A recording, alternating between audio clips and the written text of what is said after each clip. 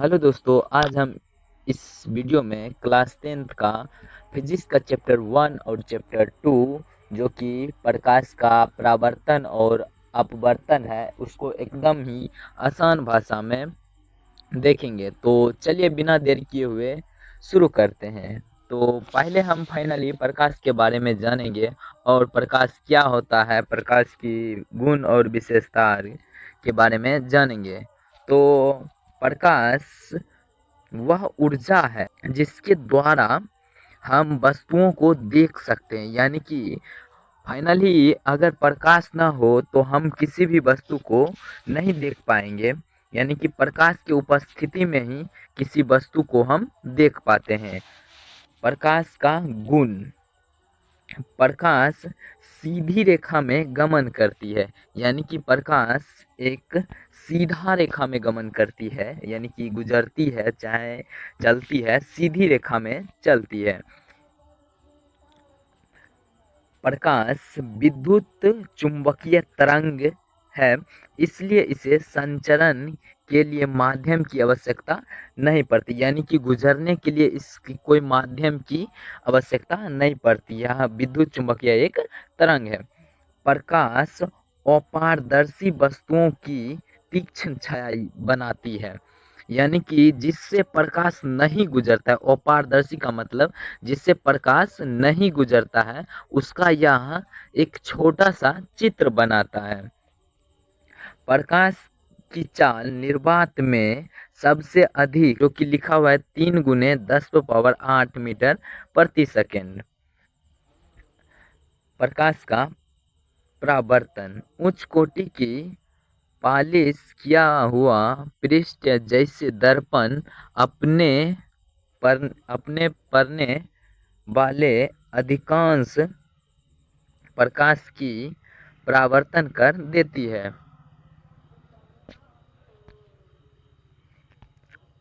प्रकाश के परावर्तन के नियम: आपतन कोण परावर्तन कोण के बराबर होते हैं।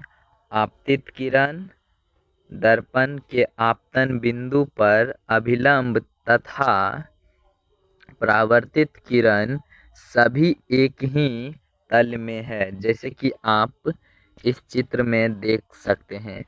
आपतित किरण, परावर्तित किरण तथा आपतन बिंदु पर खींचा गया अभिलंब तीनों एक ही तल में है। ये हुआ दूसरा नियम। तथा आपतन कोण बराबर परावर्तन कोण। प्रतिबिंब क्या होता है, चलिए देखते हैं। प्रतिबिंब प्रतिबिंब वहाँ बनता है जिस बिंदु पर कम से कम परावर्तित किरण प्रतिच्छेदित होती है या प्रतिच्छेदित प्रतीत होती है, यानी कि एक दूसरे को काटती है या काटती हुई प्रतीत होती है, वहाँ पर यानी कि प्रतिबिंब यानी इमेज बनता है। प्रतिबिंब दो प्रकार के होते हैं।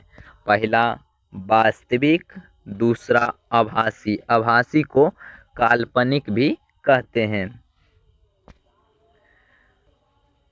यह तब बनता है जब प्रकाश की किरणें वास्तव में प्रतिच्छेद करती है, और यह तब बनता है जब प्रकाश की किरणें प्रतिच्छेदित होती है, प्रतीत होती है। इसे पर्दे पर प्राप्त कर सकते हैं, इसे पर्दे पर नहीं प्राप्त कर सकते हैं। वास्तविक प्रतिबिंब उल्टा बनता है, आभासी प्रतिबिंब सीधा बनता है। समतल दर्पण द्वारा प्राप्त प्रतिबिंब, ये रहा समतल दर्पण, और इसमें देख सकते हैं कि प्रकाश को गुजारा जाता है तो ये वस्तु के यानी कि दर्पण के पीछे बनता है, जो कि आप ये सब देख सकते हैं। चलिए देखते हैं समतल दर्पण में प्रतिबिंब कैसा बनता है। आभासी एवं सीधा होता है। प्रतिबिंब का आकार वस्तु के आकार के बराबर होता है। प्रतिबिंब दर्पण के उतने ही पीछे बनता है जितना वस्तु दर्पण से दूर होता है। यानी कि जितना दूरी पर वस्तु स्थित रहता है उतना ही दूरी पर प्रतिबिंब बनता है। प्रतिबिंब पार्श्व प्रतीत होता है। यानी कि छोटा सा उदाहरण ले, जो कि आपका दायां कान अगर देखिएगा तो बायां तरफ और बायां कान दायां तरफ देखेगा। ऐसा ही पार्श्व प्रतीत करते हैं, यानी उल्टा, पार्श्व उल्टा करते हैं। पार्श्व परिवर्तन, इसमें वस्तु का दायां भाग बायां प्रतीत होता है और बायां भाग दायां प्रतीत होता है। गोलीय दर्पण का परावर्तन तल अंदर की ओर या बाहर की ओर विकृत होता है।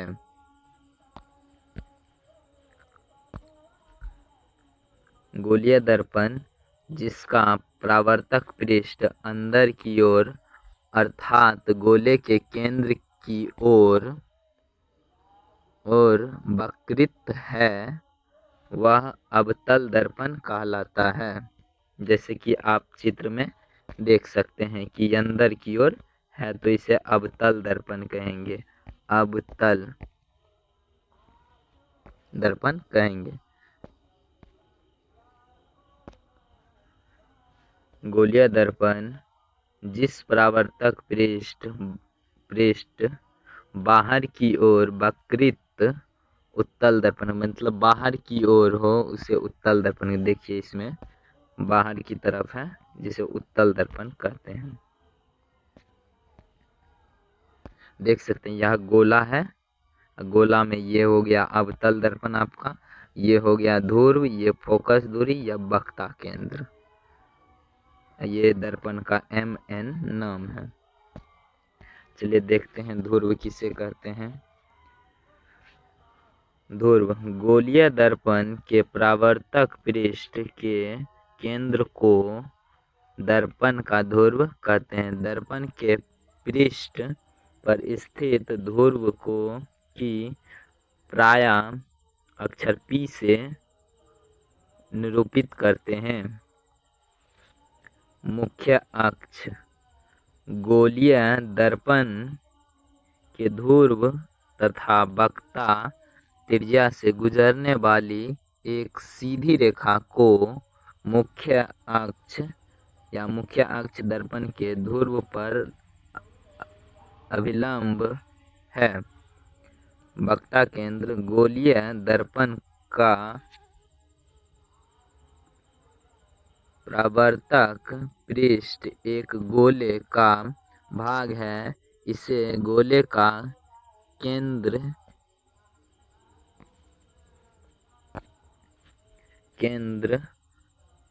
गोलीय दर्पण का वक्ता केंद्र कहलाता है। यह अक्षर C से निरूपित किया जाता है। वक्ता त्रिज्या गोलीय दर्पण का परावर्तक पृष्ठ जिस गोले का भाग है उसकी त्रिज्या को दर्पण का वक्ता त्रिज्या कहलाती है। इसे अक्षर R से निरूपित किया जाता है। द्वारक गोलीय दर्पण के परावर्तक पृष्ठ की वृत्ताकार सीमा रेखा का व्यास दर्पण का द्वारक कहलाता है। इसे MN से दर्शाया जाता है। मुख्य फोकस अक्ष पर वह बिंदु जहां मुख्य अक्ष के समांतर किरणें आकर मिलती है या परावर्तित किरणें मुख्य अक्ष पर एक बिंदु से आती हुई महसूस होती है, वह बिंदु गोलीय दर्पण का मुख्य फोकस कहलाता है।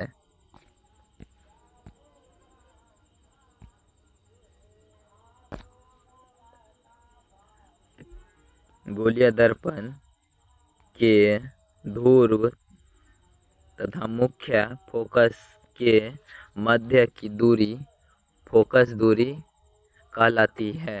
इसे एफ से सूचित करते हैं या निरूपित करते हैं। छोटे द्वारक के गोलीय दर्पण के लिए वक्ता त्रिज्या फोकस दूरी के दुगुनी होती है। हम इसे r बराबर 2f से व्यक्त करते हैं। अवतल दर्पण के किरण आरेख बनाने के कुछ नियम। दर्पण मुख्य अक्ष के समांतर प्रकाश की किरण परावर्तन के पश्चात अवतल दर्पण के मुख्य अक्ष फोकस से गुजरती है, यानी कि प्रधान अक्ष के समांतर आने वाली प्रकाश फोकस से गुजरती है, यही बात लिखा हुआ है।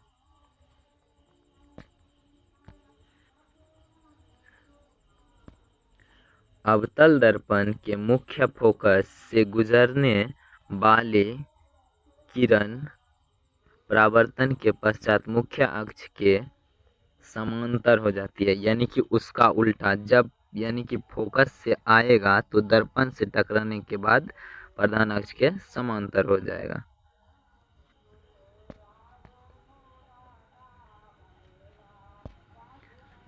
अवतल दर्पण के वक्ता केंद्र से गुजरने वाली किरण परावर्तन के पश्चात उसी दिशा में वापस हो जाती है, जैसे कि वक्ता केंद्र से आया हुआ प्रकाश पुनः इसी रास्ते से लौट जाती है।